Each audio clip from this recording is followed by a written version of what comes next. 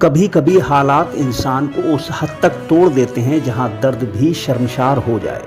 ओडिशा से आई ये एक खबर सिर्फ चौंकाने वाली नहीं बल्कि दिल को अंदर तक चीर देने वाली है।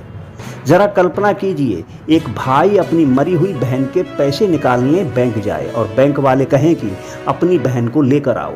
इसके बाद भाई अपनी बहन की कब्र खोदकर उसका कंकाल लेकर बैंक पहुंच जाए और कहे कि लो, ले आया मैं अपनी बहन को, अब लाओ मेरे पैसे दे दो।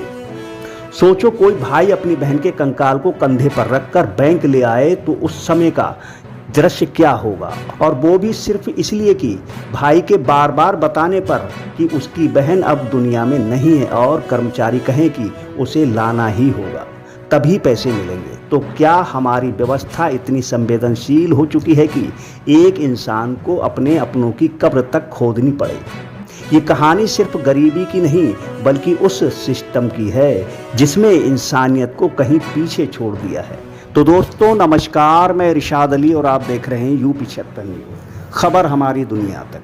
बस आपसे एक ही निवेदन है, यदि आप फेसबुक पर देख रहे हैं तो फॉलो करें और यदि यूट्यूब पर देख रहे हैं तो चैनल को सब्सक्राइब करके घंटी वाला बटन ज़रूर दबाएं।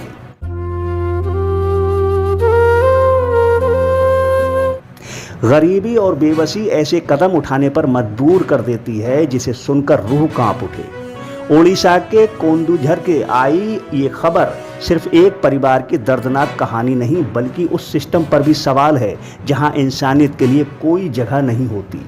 दोस्तों, ओडिशा के केंदुझर जिले के पाटना इलाके में एक ऐसा मंजर देखने को मिला जिसने हर किसी को सन्न कर दिया।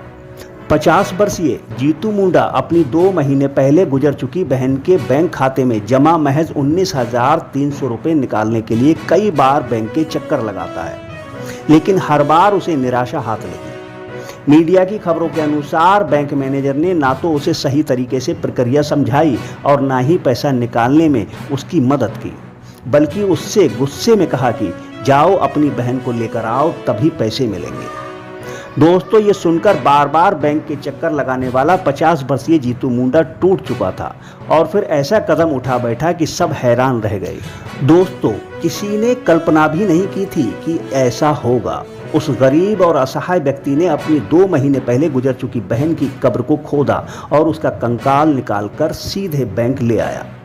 बताते चले कि जब वो कंकाल लेकर बैंक पहुंचा तो बैंक में मौजूद लोग ये नज़ारा देखकर दंग रह गए, लेकिन जीतू मुंडा आंखों में आंसू लिए कह रहा था, साहब ये रही मेरी बहन, अब तो उसके पैसे मुझे दे दो। बताते चले कि जीतू मुंडा का परिवार पहले से ही आर्थिक तंगी से जूझ रहा था। बड़े भाई की पहले ही मौत हो चुकी थी और बहन के चले जाने के बाद जीतू बिल्कुल अकेला पड़ गया था। जानकारी के अनुसार 50 वर्षीय जीतू मुंडा 4 भाई बहनों में से एक है। बड़े भाई रईबो मुंडा और छोटा भाई शंकरा मुंडा शादीशुदा है, जबकि जीतू और उसकी बहन कालरा अविवाहित थे। 2 साल पहले बड़े भाई रईबू ने बैल बेचकर कालरा के नाम 19,300 रुपये बैंक में जमा किए थे और खुद को नॉमिनी बनाया था, जिसके बाद 1.5 साल पहले रईबू की मौत हो गई और 2 माह पहले बहन कालरा का भी निधन हो गया।